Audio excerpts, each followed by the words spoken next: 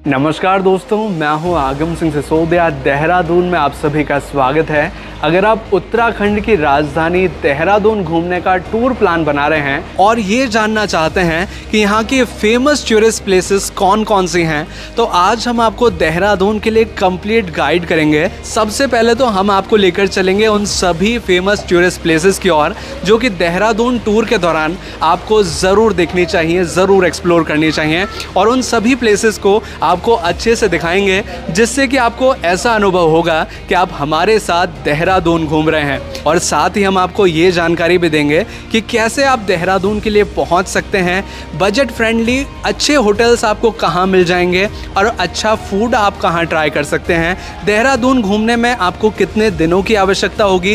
ये सारी छोटी बड़ी जानकारी आज हम आपके साथ शेयर करेंगे। तो आइए मिलकर एक्सप्लोर करते हैं देहरादून।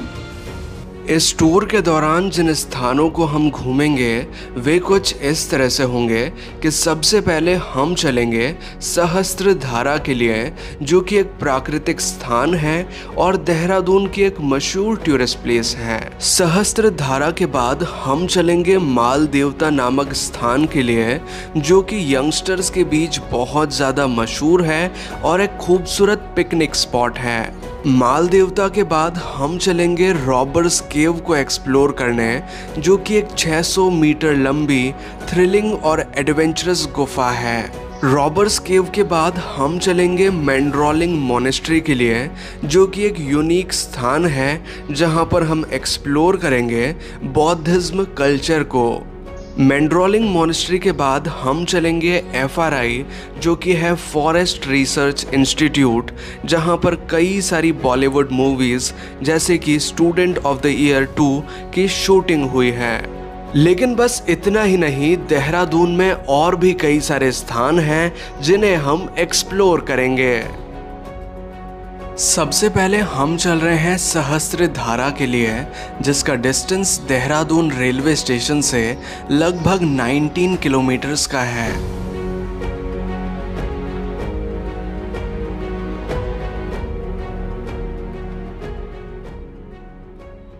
तो फाइनली अब हम पहुंच चुके हैं देहरादून की एक बहुत ही मशहूर टूरिस्ट प्लेस के पास, जिसका नाम है सहस्त्रधारा। इस स्थान का नाम सहस्त्रधारा क्यों रखा गया है, ये आप हमारे पीछे दिखने वाले नज़ारे से अंदाज़ा लगा सकते हैं, क्योंकि यहाँ पर सहस्त्र धाराएँ, कई सारी धाराएँ एक साथ बहती हैं। इस वजह से इसका नाम सहस्त्रधारा रखा गया है। ये जगह टूरिस्ट के बीच तो मशहूर है ही सही, और एक काफ़ी अच्छा फोटोजेनिक पॉइंट भी है, क्योंकि यहाँ पर आप बहुत अच्छे पिक्चर्स क्लिक कर सकते हैं। लेकिन ये ऐतिहासिक रूप से भी इम्पोर्टेंस रखती है, क्योंकि जो गुरु द्रोणाचार्य थे, जो कि पांडव और कौरवों के गुरु थे, उन्होंने यहाँ पर तपस्या की थी और भगवान शिव को प्रसन्न किया था। और यहीं पर गुरु द्रोणाचार्य ने 3 बाण चलाए थे। उनमें से जो पहला बाण उन्होंने चलाया था, उसके बाद सहस्त्रधारा उत्पन्न हुई थी, ऐसे पौराणिक कथाओं के अनुसार कहा जाता है। तो ये जगह पौराणिक दृष्टि से देखें या टूरिस्टिक दृष्टि से देखें, दोनों से ही इम्पोर्टेंस रखती है। और आप दूर दूर तक देखेंगे तो इसी तरह से काफ़ी खूबसूरत सी जो धाराएं हैं वो यहाँ से बहती हुई नज़र आती हैं। और आप हमारे साथ यहाँ पर देख भी पाएंगे, काफ़ी सारे टूरिस्ट हैं जो कि अभी सहस्त्रधारा को एंजॉय करते हुए नज़र आ रहे हैं। और सहस्त्रधारा का जो ये वाटर फ्लो है, मॉनसून के टाइम पर और भी ज़्यादा बढ़ जाता है। जैसे कि अभी जिस स्थान पर मैं खड़ा हूँ, यहाँ थोड़ा सा सूखा हुआ है, लेकिन मॉनसून के टाइम पर जब आप यहाँ आएंगे तो आपको ये जगह पूरी तरह वाटर से भरी हुई नज़र आएगी। सहस्त्रधारा फैमिली और फ्रेंड्स के लिए काफ़ी अच्छी जगह है। अगर आप हनीमून कपल्स भी हैं तो यहाँ पर आकर अच्छा टाइम स्पेंड कर सकते हैं। जब भी आप सहस्त्रधारा के पास में बैठेंगे तो पानी की खूबसूरत आवाज़ आपको आएगी, और यहाँ बैठकर आपको एक रिलैक्सेशन साउंड मिलेगा जो कि आपको अंदर से खुश महसूस कराएगा।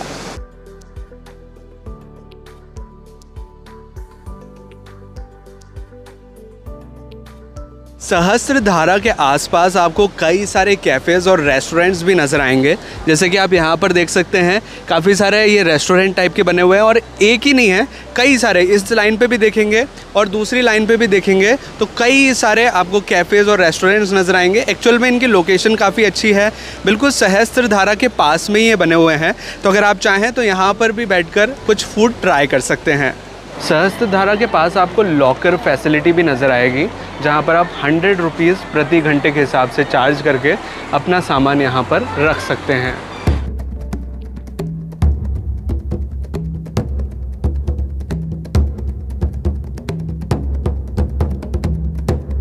सहस्त्रधारा के पास ही एक प्राचीन शिव मंदिर भी है, जहां पर आप दर्शन कर सकते हैं। इसे द्रोण गुफा के नाम से भी जाना जाता है, क्योंकि गुरु द्रोणाचार्य ने यहीं पर भगवान शिव की तपस्या की थी।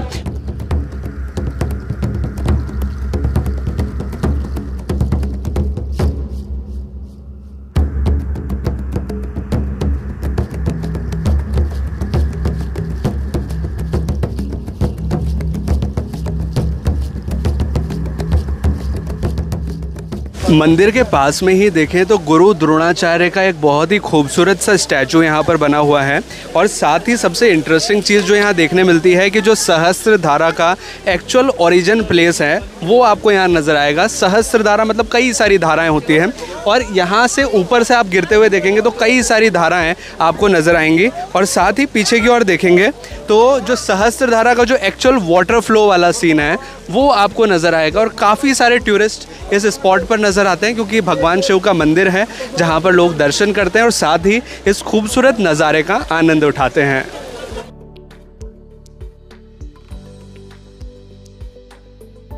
सहस्त्रधारा में जो जल उत्पन्न होता है इसमें सल्फ़र की मात्रा काफ़ी ज़्यादा है, यानी कि जो गंधक होता है उसकी मात्रा इसमें काफ़ी ज़्यादा है। इस वजह से अगर आप इस जल का सेवन करते हैं तो चर्म रोगों से और पेट के रोगों से आराम मिलता है।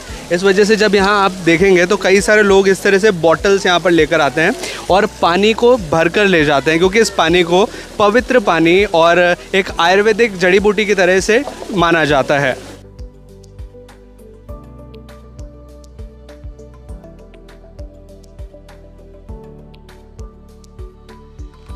सहस्त्रधारा पे एक रोपवे भी बना हुआ है, जिससे कि आप पहाड़ की ऊंचाई तक जा सकते हैं और देहरादून का एक खूबसूरत नज़ारा वहां से कैप्चर कर सकते हैं। रोपवे का चार्ज है 200 रुपीज़ पर पर्सन का, अप एंड डाउन का।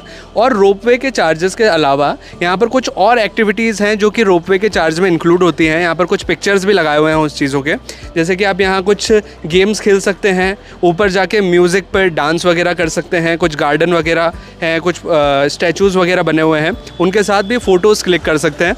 यानी कि काफ़ी इंटरेस्टिंग प्लेस है। अगर आप आते हैं सहस्त्रधारा तो आप ऊपर रोपवे से भी जा सकते हैं। अब हम चल रहे हैं सहस्त्रधारा से माल देवता के लिए, जो कि एक पिकनिक स्पॉट है और इसका डिस्टेंस सहस्त्रधारा से लगभग 9 किलोमीटर्स का है। अब इसके रूट के बारे में एक इम्पॉर्टेंट जानकारी आपको बताना चाहूँगा कि जब हम सहस्त्रधारा से वापस लौटते हैं देहरादून मार्ग पर तो बीच में एक तिराहा पड़ता है जहाँ से माल देवता के लिए रूट जाता है, और उसी रूट को फॉलो करके आप जा सकते हैं माल देवता के लिए।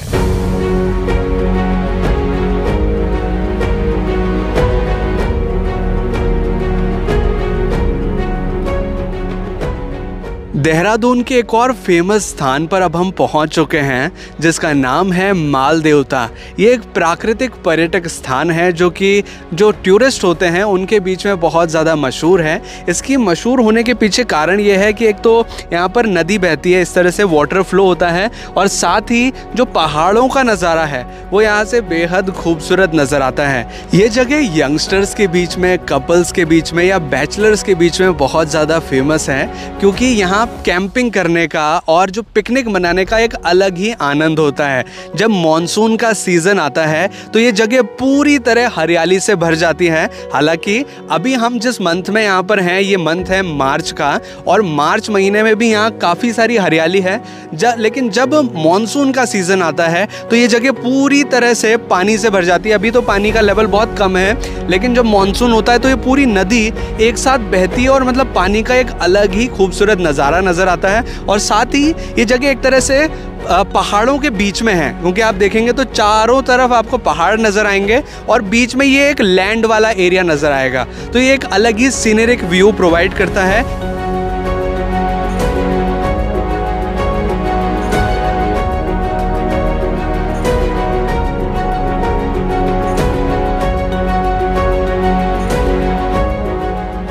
अब देहरादून की एक बहुत ही मशहूर टूरिस्ट प्लेस हम देखने जा रहे हैं जिसका नाम है रॉबर्स केव। इसे रॉबर्स केव क्यों कहा जाता है ये तो हम अंदर जाकर जानेंगे, लेकिन इसे लोकल लैंग्वेज में गुच्चू पानी कहा जाता है। और ये गुफा है और उसके अंदर जाने के लिए आपको स्लीपर्स की ज़रूरत होगी, यानी कि आपको चप्पल पहनकर अंदर जाना होता है, क्योंकि पानी अंदर बहुत ज़्यादा है। और यहाँ अगर आप चप्पल नहीं लाए हैं अपने साथ तो आप रेंट पर इस तरह से चप्पलें ले सकते हैं। 10 रुपये पर चप्पल का कॉस्ट लगता है रेंट पर लेने का, लेकिन अगर आपसे बाई चांस चप्पल खो जाती है तो उसका चार्ज आपको देना पड़ता है 100 रुपीज़ या 120 रुपये तक। लेकिन यहाँ पर एंटर करने से पहले टिकट भी आपको लेना पड़ता है। उसका टिकट मूल्य भी मैं आपको बताना चाहूँगा। ये तो टिकट काउंटर है जहाँ से आप टिकट ले सकते हैं और 35 रुपये पर पर्सन यानी कि 35 रुपीज़ पर पर्सन का चार्ज लगता है और इस टिकट विंडो से आप टिकट ले सकते हैं। और यहाँ से आपको प्रवेश करना होता है और प्रवेश द्वार ही काफ़ी अच्छा बनाया गया है, जो एक व्यक्ति का मुंह है और उसके अंदर से होते हुए हम जाते हैं रॉबर्स केव के लिए। तो चलिए अंदर चलते हैं।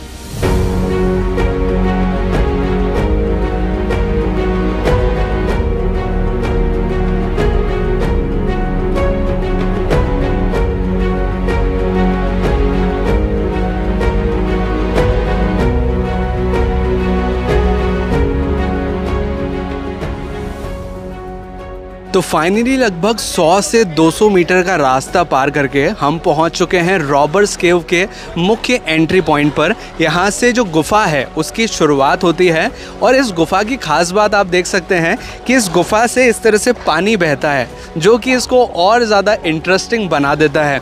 इस गुफ़ा की जो लेंथ है वो लगभग 600 मीटर की है, यानी कि लगभग आधा किलोमीटर से लंबी ये गुफ़ा है। और इसे रॉबर्स केव क्यों कहते हैं मैं आपको थोड़ा सा अंदर जाके बताऊंगा, क्योंकि अंदर से वो जो चीज़ है वो आपको ढंग से समझ आएगी। वैसे जब आप यहाँ आएंगे तो ये जो स्लीपर्स आप पहनेंगे तो एक्चुअल इनका जो यूज़ है वो न समझ आएगा, क्योंकि जूते अगर हम यहाँ पहन के आते हैं तो जूते पूरी तरह भीग जाएंगे। हम जूतों की सहायता से अंदर की ओर नहीं जा सकते हैं। जितने भी लोग हैं यहाँ पर या तो स्लीपर्स पहन के आए हैं या फिर सैंडल पहन के आए हैं, क्योंकि अंदर थोड़ा सा पत्थर की वजह से स्लिपरी भी हो सकता है। तो धीरे धीरे करके हम आगे बढ़ते हैं और इस गुफ़ा को एक्सप्लोर करते हैं।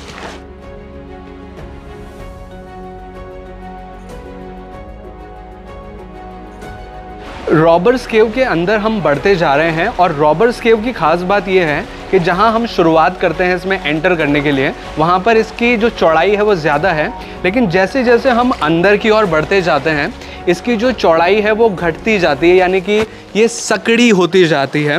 और यहाँ से हम अंदर की ओर प्रवेश करते जा रहे हैं और जब आप अंदर आएंगे तो एक अलग ही थ्रिलिंग एक्सपीरियंस होगा, जैसे कि मैं अभी एक्सपीरियंस कर पा रहा हूँ। जो अलग ही अनुभव है, यहाँ आकर आपको ऐसा लगेगा कोई दूसरी दुनिया में आ चुके हैं, या फिर जैसे कोई थ्रिलिंग हॉरर मूवी हो या कोई थ्रिलर मिस्ट्री हो, उसका फीलिंग आपको यहाँ आएगी।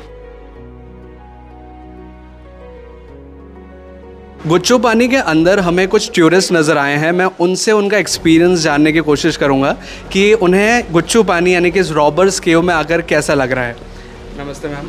नमस्ते सर जी, आपको कैसा लग रहा है यहाँ पे आके? अभी जस्ट हम अभी आए हैं, तो अभी हम गुफ़ा जो है पानी की इसमें एंटर किया है, बट जब हम घर से निकले तो बहुत ज़्यादा गर्म था।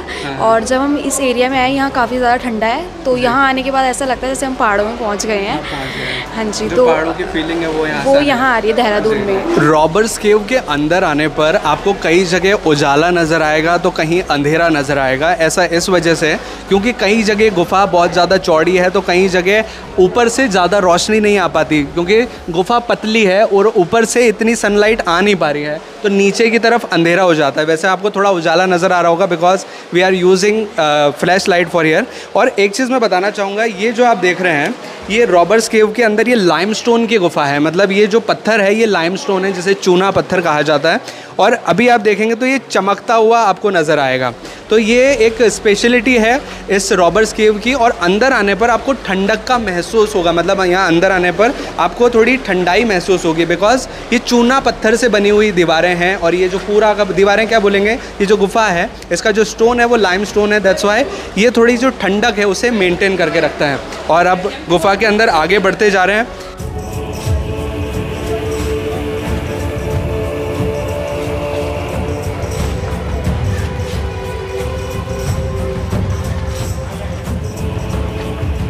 इस स्थान को रॉबर्स केव क्यों कहा जाता है, इसके बारे में मैं आपके साथ कुछ जानकारी शेयर करना चाहूँगा। ऐसा इस वजह से है क्योंकि जब इंडिया पर ब्रिटिशर्स का राज हुआ करता था तो उस टाइम पर जो रॉबर्स हुआ करते थे, यानी कि जो लुटेरे डाकू लोग हुआ करते थे, वो इस स्थान पर छिपकर रहा करते थे। जो भी चीज़ वो लूट कर लाते थे या फिर जो भी वो चोरी करके लाते थे वो यहाँ पर संग्रह करके रखते थे। और एक तरह से ये ऐसा स्थान था जो कि उनको ब्रिटिशर्स से बचाता था, क्योंकि ब्रिटिशर्स के नियम कानून के अनुसार चोरी करना या कुछ भी करना वो अलाउड नहीं था, क्योंकि वो भी एक तरह का नियम फॉलो कर रहे थे। तो उस टाइप पर जब रॉबर्स को छुपने की जगह नहीं मिली तो वो इस गुफा को छुपने का स्थान बनाकर रखते थे। इस वजह से इस स्थान का नाम रॉबर्स केव रखा गया है। और इसकी जो लंबाई है वो भी काफ़ी ज़्यादा है, 600 मीटर के आसपास की लंबाई है। और एंड में जाकर एक बड़ा सा झरना मिलता है जिसके पास अब हम चलने वाले हैं। और काफ़ी सारे टूरिस्ट यहाँ पर हमेशा आपको नजर आएंगे, खास करके जो सीजन टाइम होगा उस टाइम पर आपको बहुत सारे टूरिस्ट यहाँ पर नजर आएंगे। और कई जगह आप देखेंगे तो इस गुफा में आपको कई जगह इस तरह की सूरज की रोशनी नजर आएगी, जहाँ पर आप देख सकते हैं कि पानी जो है पूरी तरह से क्रिस्टल क्लियर पानी है। नीचे के जो पेबल्स हैं वो तक अच्छे से नजर आ जाते हैं।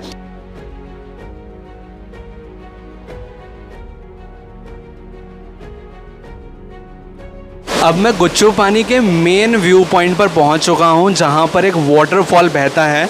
और वो वाटरफॉल आप हमारे पीछे बड़ी आराम से देख पाएंगे। ये वाटरफॉल ही है जिसका पानी पूरी गुफा के अंदर फ्लो करते हुए बाहर की ओर जाता है। और जब आप यहाँ पहुँचेंगे तो मैं आपको यहाँ का वाटर लेवल बताना चाहूँगा।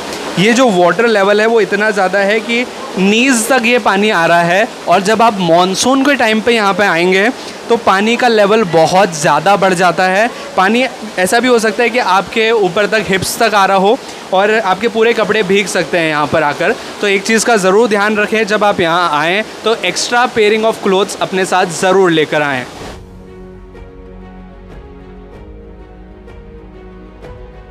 गुफा में आपको कुछ ऐसे पॉइंट्स नज़र आएंगे जहां पर आपको सूरज की रोशनी प्रत्यक्ष मिलेगी। और ऐसे पॉइंट्स आपके फ़ोटो के लिए बहुत अच्छी जगह हैं, बिकॉज अगर आप डार्कनेस में फ़ोटो लेने की कोशिश करेंगे तो इतने अच्छे फ़ोटोज़ आप क्लिक नहीं कर पाएंगे। लेकिन जब इस तरह की सूरज की रोशनी में खड़े होकर आप लेंगे तो पीछे का नज़ारा भी अच्छा आएगा और आपका फ़ोटो भी आप काफ़ी अच्छा क्लिक कर पाएंगे।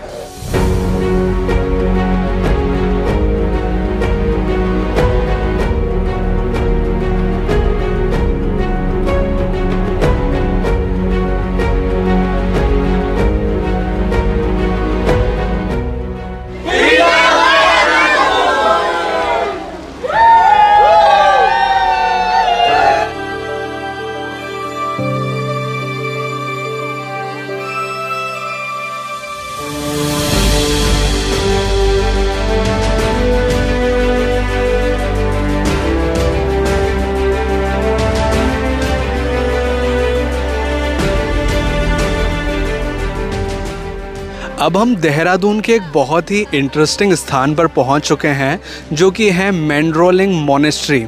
ये एक बौद्ध मोनेस्ट्री है जिसे आप देहरादून में एक्सप्लोर कर सकते हैं। और यहाँ पर काफ़ी बड़ी बड़ी प्रतिमाएं बनी हुई हैं। जैसे कि आप हमारे पीछे जो अभी प्रतिमा देख पा रहे हैं, ये गुरु पद्म संभव की प्रतिमा है, जिन्हें सेकंड बुद्धा के नाम से भी जाना जाता है। और यहाँ कई सारे स्तूप भी बने हुए हैं, जैसे कि आप ये जो छोटे वाले स्तूप देख रहे हैं, ये कई सारे स्तूप हैं जो बने हुए हैं। और जो सबसे बड़ा स्तूप यहाँ पर बना हुआ है वो यहाँ पर आप देख पाएंगे। इस स्तूप की हाइट है 185 फीट्स की और ये एक तरह का मंदिर है।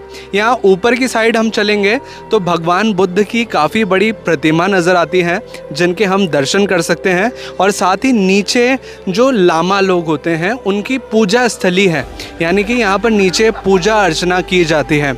और एक दूसरी साइड पर मोनेस्ट्री का एक ऐसा भाग है जहाँ पर जो लामा लोग होते हैं वो वहाँ रहते हैं, मतलब जो बौद्ध भिक्षुक हैं उनके रहने की जगह भी यहाँ पर बनाई गई है। और जब आप यहाँ आते हैं तो एक अलग ही फीलिंग आपको आएगी, क्योंकि एक अलग कल्चर में आप होंगे। कुछ नया एक्सप्लोर अगर आप करना चाहते हैं तो यहाँ पर आपको ज़रूर आना चाहिए। वैसे यहाँ और भी कुछ चीज़ें हैं जो मैं आपको दिखाना चाहूँगा।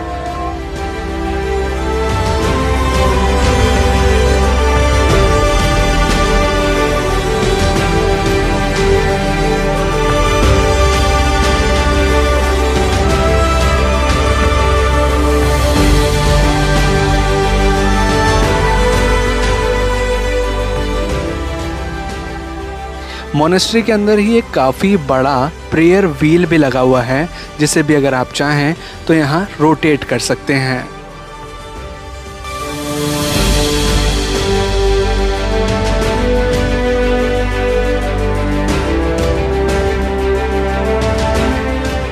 मेंड्रोलिंग मोनेस्ट्री के अंदर भगवान बुद्ध की एक काफ़ी विशालकाय प्रतिमा भी बनाई गई है जिसकी हाइट लगभग 107 फीट्स की है। और ये प्रतिमा वाकई में बहुत बड़ी है, लेकिन इस प्रतिमा के ऊपर तक भी जाया जा सकता है। पूरा ऊपर तक नहीं, सिर्फ भगवान बुद्ध के जहाँ पे चरण हैं वहाँ तक जाया जा सकता है। और उसके लिए कुछ स्टेयर्स यहाँ पर बनाई गई हैं, काफ़ी कुछ सीढ़ियाँ हैं जिनसे ऊपर की ओर भी आप जा सकते हैं और यहाँ पर दर्शन कर सकते हैं और साथ ही पिक्चर्स भी क्लिक कर सकते हैं।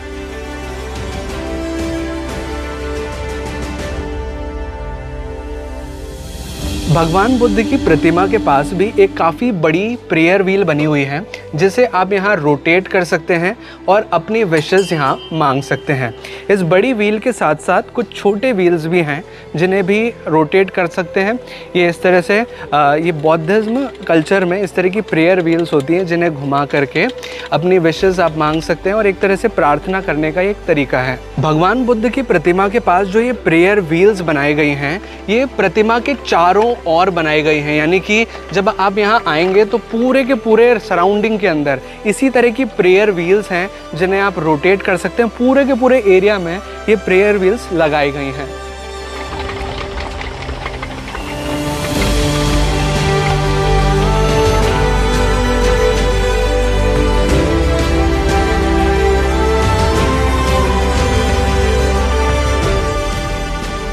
मोनेस्ट्री के अंदर कुछ इस तरह के फ्लैग्स भी लगे होते हैं। आपने ऐसे कई बार तिब्बतियन कल्चर में, बौद्धिज्म कल्चर में ऐसे फ्लैग्स देखे होंगे, लेकिन इनका मैं मतलब आपको बताना चाहूँगा। ये जो फ्लैग्स होते हैं ये 5 कलर के होते हैं और वो 5 कलर बार बार रिपीट होते हैं और ये 5 कलर 5 तत्वों को रिप्रेजेंट करते हैं। जो हमारे 5 तत्व होते हैं जिससे हमारी बॉडी मिलकर बनी है, जैसे कि अग्नि, जल, वायु, पृथ्वी, आकाश, वो जो 5 तत्व हैं वो इन फ्लैग्स में दर्शाए गए हैं। मोनेस्ट्री के अंदर आपको कुछ इस तरह के फ्लावर्स के गार्डन भी नज़र आएंगे जिसमें विभिन्न प्रकार के फ्लावर्स को एक साथ लगाया गया है। तो अगर आप चाहें तो यहाँ इनको देख सकते हैं थोड़ी देर और इनके साथ फ़ोटोज़ भी क्लिक कर सकते हैं। काफ़ी अच्छी जगह है और वेराइटीज़ ऑफ फ्लावर्स आपको यहाँ मिलेंगे। अब एक इंटरेस्टिंग चीज़ आपके साथ शेयर करना चाहूँगा कि जब बौद्धिज्म कल्चर में पूजा की जाती है तो उस दौरान आप भी इस पूजा में भाग ले सकते हैं। कुछ इस तरह का सिटिंग अरेंजमेंट दिया जाता है नॉर्मल टूरिस्ट के लिए ताकि वो भी बौद्धिज्म कल्चर को समझ सकें और एक्सप्लोर कर सकें।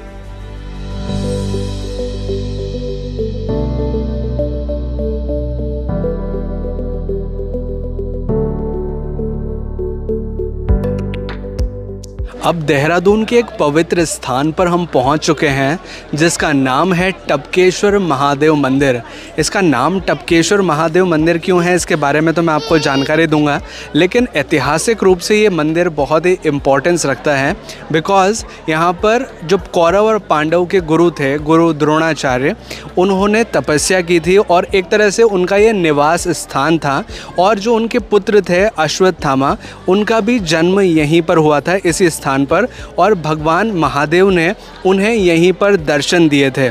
यह स्थान देवकालीन है। ऐसा माना जाता है कि कई सारे देवी देवताओं ने यहीं पर भगवान शिव की आराधना की है और भगवान शिव ने प्रसन्न होकर उन्हें यहीं पर दर्शन दिए हैं। देवताओं के बाद कई सारे ऋषि मुनियों ने भी भगवान शिव की यहीं पर आराधना की है और भगवान शिव ने प्रसन्न होकर उन्हें यहाँ पर कई बार दर्शन दिए हैं। इनमें से एक प्रसिद्ध गुरु हैं जिनका नाम है गुरु द्रोणाचार्य, जो कि कौरवों और पांडवों के गुरु थे।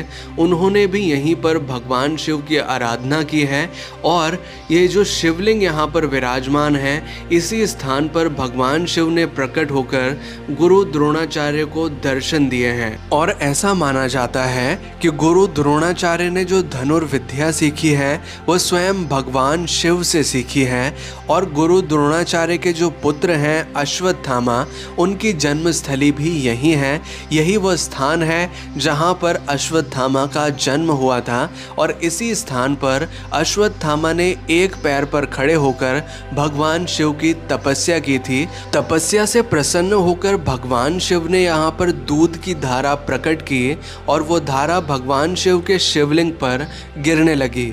लेकिन ऐसा माना जाता है कि जब कलयुग की शुरुआत हुई तो यह दूध की धारा पानी के रूप में परिवर्तित हो गई और अब इस मंदिर की आप दीवारों से देखेंगे, यानी कि जो गुफा है, इसकी गुफा से आज भी पानी की बूंदें टपकती हैं और इसी वजह से इस मंदिर का नाम टपकेश्वर महादेव मंदिर रखा गया है। टपकेश्वर महादेव मंदिर से जब हम नीचे की ओर आते हैं तो हमें एक नदी नज़र आती है। इसका नाम है टोंस नदी। एक लोकल नाम इस नदी का है और ये नदी काफ़ी छोटी सी है जो कि आगे जाकर किसी बड़ी नदी में मिल जाती है। लेकिन जब आप यहाँ आते हैं तो इस तरह से पानी में पैर डालकर आप काफ़ी अच्छे पिक्चर्स क्लिक करवा सकते हैं इस जगह के साथ साथ। ये जगह शांति के लिए काफ़ी अच्छी है क्योंकि जब आप बैठते हैं यहाँ पर तो जब आपके पैर पानी में रहेंगे तो पैरों में एक तरह से ठंडाहट बनी रहेगी और सामने की ओर आपको खूबसूरत नज़ारा नज़र आएगा जो कि आपको अंदर से एक खुशी प्रदान करेगा। तो काफ़ी अच्छा जगह है, आपको यहाँ पर कुछ देर के लिए टाइम ज़रूर बिताना चाहिए। इस नदी का पानी इतना साफ़ है कि नदी के बेस पर जो भी कंकड़ पत्थर हैं वो भी आप इजीली बड़े आसानी से देख पाएंगे। यानी कि अगर आप यहाँ बैठते हैं तो आपको किसी भी तरह की कठिनाई का सामना नहीं करना पड़ेगा। हालांकि इस चीज़ का ज़रूर ख्याल रखें कि पानी में किसी प्रकार का जीव जंतु है तो आप पानी में जाने से पहले उसे ज़रूर देखें। जैसे कि अगर जो पानी के सांप वगैरह हैं वो यहाँ पर इजीली दिख जाते हैं तो सबसे पहले उनको देखें, देन फिर उसके बाद आप पानी में जाएं। टपकेश्वर महादेव मंदिर एक मंदिर कॉम्प्लेक्स है, यानी कि टपकेश्वर महादेव मंदिर के जो मुख्य मंदिर हैं उसके अलावा भी यहाँ पर कई सारे मंदिर बने हैं अलग अलग देवी देवताओं के।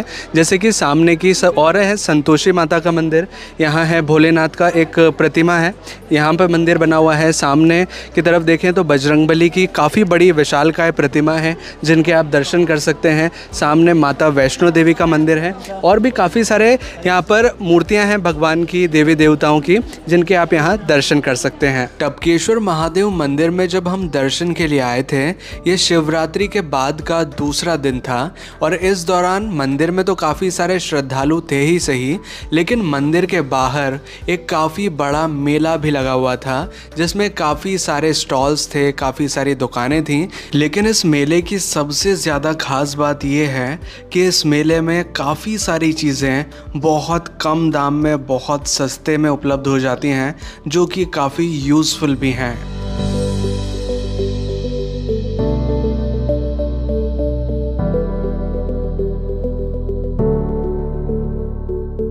देहरादून की अब एक इंटरेस्टिंग और एजुकेशनल प्लेस पर हम पहुंच चुके हैं जिसका नाम है FRI यानी कि फॉरेस्ट रिसर्च इंस्टीट्यूट।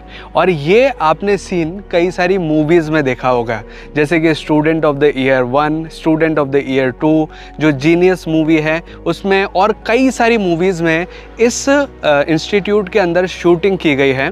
और ये जो बिल्डिंग है इसे कॉलेज की तरह दर्शाया जाता है मूवीज़ के अंदर। तो आप यहाँ देख सकते हैं हैं, ये बिल्डिंग काफ़ी बड़ी है और इसको अब हम अंदर से भी देखने चलेंगे।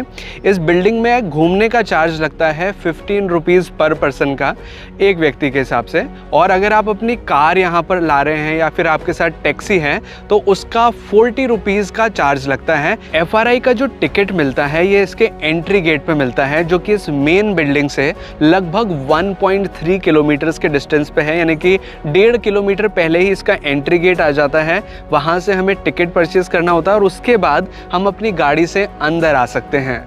FRI का जो बिल्डिंग एरिया है वो तो काफ़ी बड़ा है ही सही और काफ़ी बड़े एरिया में भी फैला हुआ है, लेकिन यहाँ पर एक गार्डन भी है और वो भी काफ़ी बड़ा, क्योंकि FRI का जो टोटल एरिया है वो लगभग 2000 एकड़्स का है, यानी कि काफ़ी बड़े एरिया में ये फॉरेस्ट रिसर्च इंस्टीट्यूट फैला हुआ है।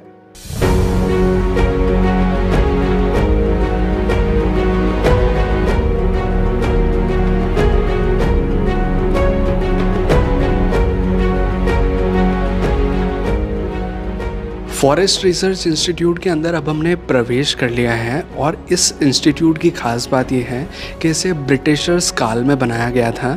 और सबसे इम्पॉर्टेंट चीज़ कि ये जो पूरा का पूरा बिल्डिंग बना हुआ है ये ईंटों के स्ट्रक्चर पे बना हुआ है, यानी कि आप कहीं पर भी स्टोन लगा हुआ यहाँ पर देखेंगे नहीं। और इस वजह से इस इंस्टीट्यूट को Guinness book of world record में शामिल किया गया है, क्योंकि इतनी बड़ी बिल्डिंग सिर्फ ईंटों के स्ट्रक्चर के ऊपर बनाई गई है, जो कि काफ़ी अलग चीज़ है, बहुत इंटरेस्टिंग चीज़ है। और यहाँ ऊपर की तरफ भी आप देखेंगे तो जो छत का काम किया गया है वो भी ईंटों से किया गया है, यानी कि छत को भी ईंटों की मदद से बनाया गया है।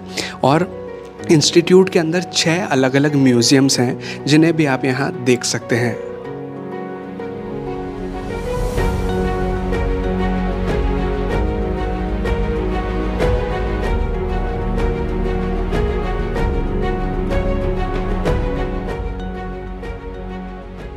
अब अगर बात करें FRI के अंदर जो म्यूज़ियम है उनको देखने का चार्ज कितना लगता है, तो 60 रुपीज़ पर पर्सन का चार्ज लगता है। जैसा मैंने आपको बताया 6 म्यूज़ियम है, तो 6 म्यूज़ियम को देखने के लिए 60 रुपीज़ पर पर्सन का चार्ज है। और बीच बीच में आप देखेंगे तो इस तरह के बोर्ड्स लगे हुए हैं कि कौन सा म्यूज़ियम किस डायरेक्शन में है, क्योंकि ये पूरी बिल्डिंग का जो स्ट्रक्चर है आपको कुछ एक समान ही नज़र आएगा। मतलब इधर भी देखेंगे तो ऐसी दिखेगी, इस साइड भी आप देखेंगे तो ये ऐसी ही नज़र आएगी, सामने की ओर भी कुछ इसी तरह की गैलरी। तो कई बार ऐसा हो जाता है कि हम थोड़ा कंफ्यूज हो जाते हैं कि कौन सा रास्ता पे आए थे हम और कौन से पे जाना है। और टिकट कहाँ मिलता है इसके बारे में भी जानकारी देना चाहूँगा। इसका जो म्यूज़ियम को देखने के लिए जो टिकट मिलता है वो यहाँ अंदर ही एक कैंटीन बना हुआ है, उसके पास में मिलता है, तो वहाँ से आप टिकट परचेज़ कर सकते हैं।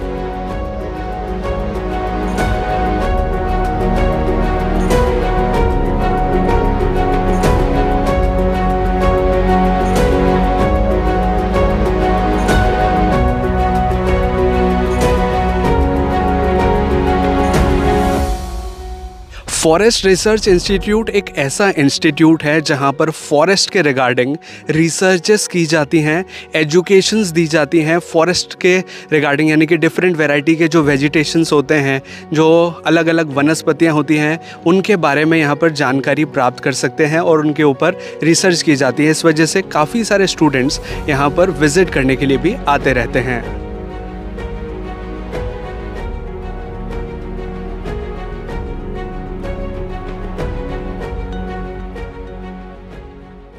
अब अगला स्थान जो हम देहरादून में एक्सप्लोर करने जा रहे हैं वो है देहरादून का चिड़ियाघर।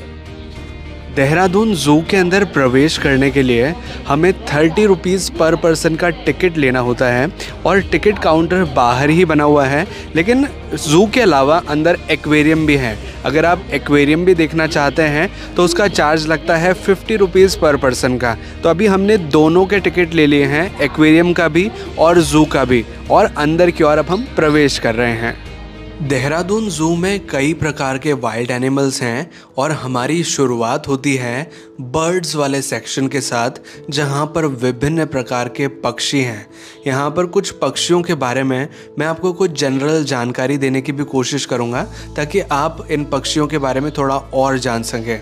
यहाँ पर छोटे से लेकर बड़े तक कई प्रकार के आपको पक्षी नजर आएंगे, लेकिन जो बड़े पक्षी हैं उनमें जो खास पक्षी है वो है शुतुरमुर्ग, जिसे ऑस्ट्रिच कहा जाता है। ये एक ऐसा पक्षी है जो कि उड़ नहीं सकता, लेकिन इसकी दौड़ने की क्षमता काफी अच्छी होती है। ऑस्ट्रिच की तरह ही ये जो पक्षी आप देख रहे हैं, इसका नाम है ईमू, जो कि उड़ नहीं सकता, लेकिन इसकी भी दौड़ने की क्षमता काफ़ी अच्छी होती है। अब जो पक्षी हम देख रहे हैं ये है वल्चर, जिसे हम गिद्ध के नाम से भी जानते हैं। इनकी उड़ने की क्षमता काफ़ी अच्छी होती है, ये काफ़ी ऊंचाई तक उड़ सकते हैं और इनको स्कैवेंजर्स कहा जाता है। देहरादून ज़ू में कुछ इस तरह के खूबसूरत रास्ते हैं जिनसे होकर हमें आगे की ओर बढ़ना पड़ता है। एक्चुअल में देहरादून ज़ू पहले मालसी डियर पार्क हुआ करता था, जहां पर जो डियर्स यानी कि जो हिरन हैं उन्हें यहां पर रखा जाता था, लेकिन बाद में इसे डेवलप करके देहरादून ज़ू बना दिया गया है।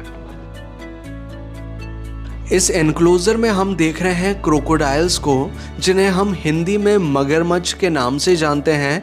ये मांसाहारी जीव हैं और इनके दांत काफ़ी नुकीले होते हैं। अब हम देख रहे हैं घड़ियाल को, जो कि मगरमच्छ से काफ़ी डिफरेंट होते हैं।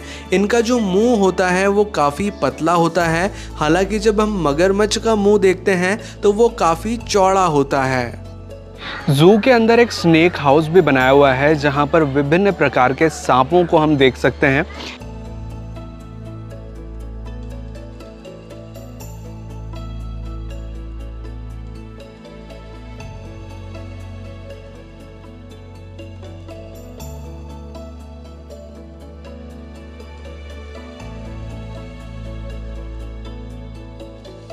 जब स्नेक हाउस के अंदर हम आते हैं तो काफ़ी सारे एनक्लोजर्स हैं जिनमें विभिन्न प्रकार के जो स्नेक्स हैं वो रखे गए हैं, लेकिन अगर आप यहाँ विंटर्स के सीज़न में आते हैं तो जो सांप है वो आपको ऐसा हो सकता है कि कम नज़र आए, क्योंकि अंदर कहीं वो छिप के बैठे हों या किसी झाड़ी या किसी पत्ते के पीछे वो बैठे हों तो वो आपको दिखाई नहीं दे पाते। बिकॉज सांप एक कोल्ड ब्लडेड रेप्टाइल है जो कि ज़्यादा ठंड सहन नहीं कर पाते, तो एक तरह से वो हाइबरनेशन में चले जाते हैं। शीतकाल में मतलब वो एक तरह से सो जाते हैं, तो एक ऐसे कोने में जाके वो बैठेंगे जहां पर वो शायद हमें दिखाई न दें।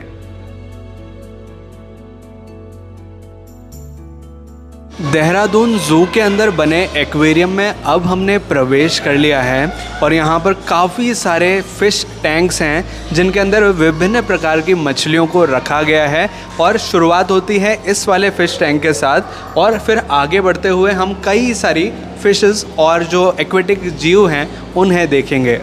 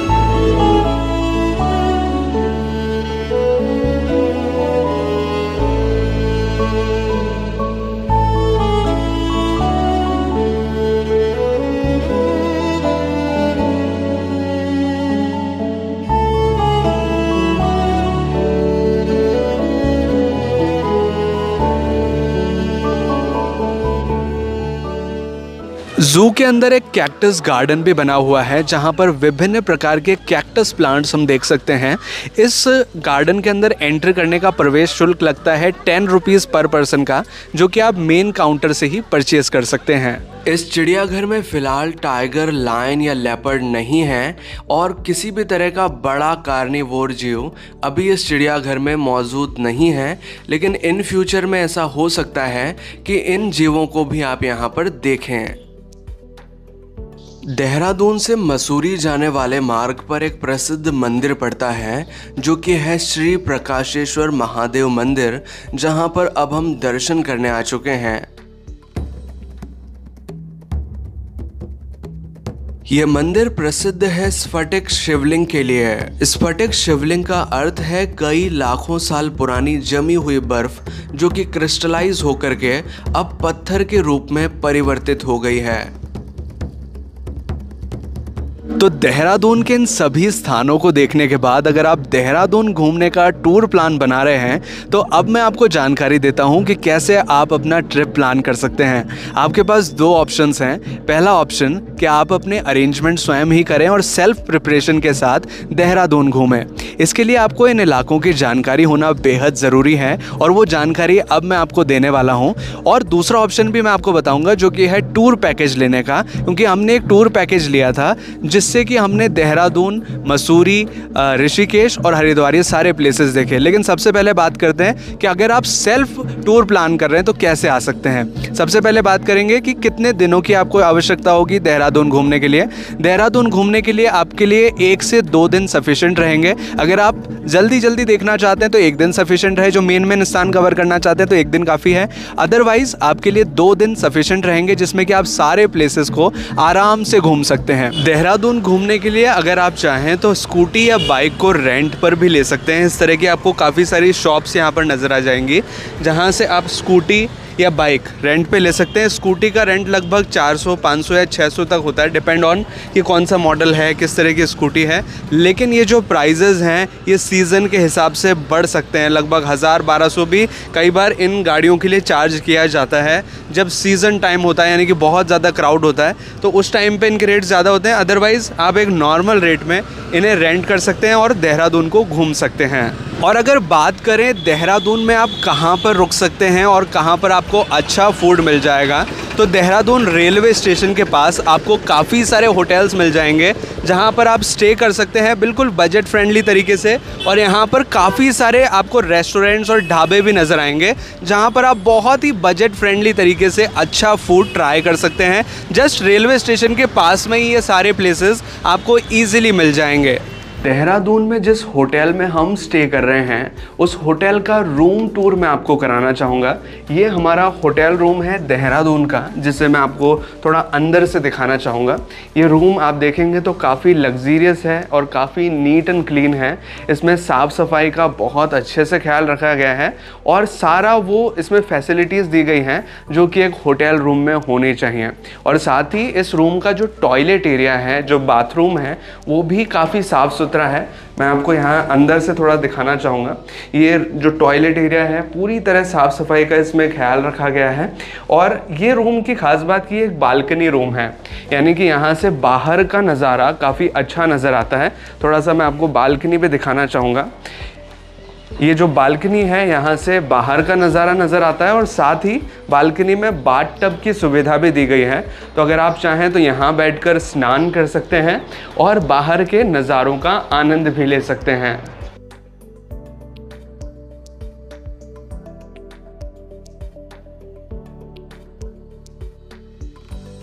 तो अब ये तो बात हो गई कि सेल्फ अरेंजमेंट के साथ आप देहरादून कैसे घूम सकते हैं। अब बात करते हैं दूसरे ऑप्शन के बारे में जो कि है ट्रैवल पैकेज लेने का। हमने देहरादून घूमने के लिए एक ट्रैवल पैकेज बुक किया था फ्लूटो हॉलीडेज़ कंपनी के साथ, जिसका ड्यूरेशन था 5 नाइट 6 डेज़, जिसमें कि हमने देहरादून, मसूरी, ऋषिकेश और हरिद्वार इन चारों जगहों को अच्छे से घूमा। और इसमें इस पैकेज की मदद से हमें एक प्राइवेट कैब मिली, हमें रहने के लिए एक लग्जरी होटल मिली और सुबह का ब्रेकफास्ट और डिनर इसी पैकेज में इंक्लूडेड था। ये सारी चीज़ें हमें इस पैकेज में इंक्लूडेड मिली 16,500 रुपये पर पर्सन के हिसाब से।